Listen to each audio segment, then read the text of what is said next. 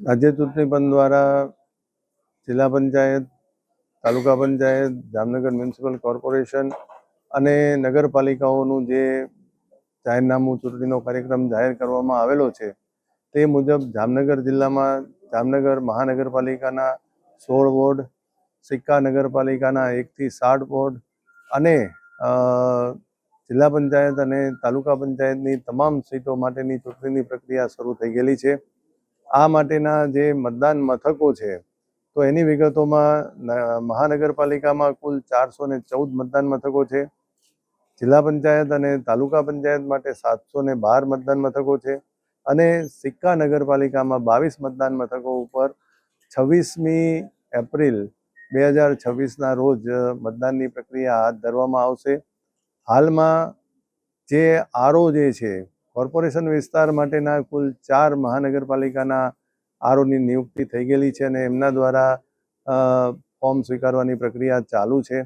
જિલ્લા પંચાયત માટે કુલ 6 આરઓની નિમણૂક થયેલી છે અને તાલુકા પંચાયત માટે 12 આરઓની નિમણૂક થયેલી છે.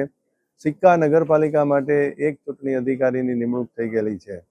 મતદારોની વાત કરીએ તો જામનગર મહાનગરપાલિકામાં 4,42,829, સિક્કા નગરપાલિકામાં 19,409 અને જિલ્લા તાલુકા પંચાયતમાં સમગ્ર જિલ્લામાં 5,26,569 મતદારો મતદાનનો અધિકાર ધરાવે છે. હાલમાં મતદાન મથકોને ફાઇનલ કરવાની પ્રક્રિયા ચાલુ છે.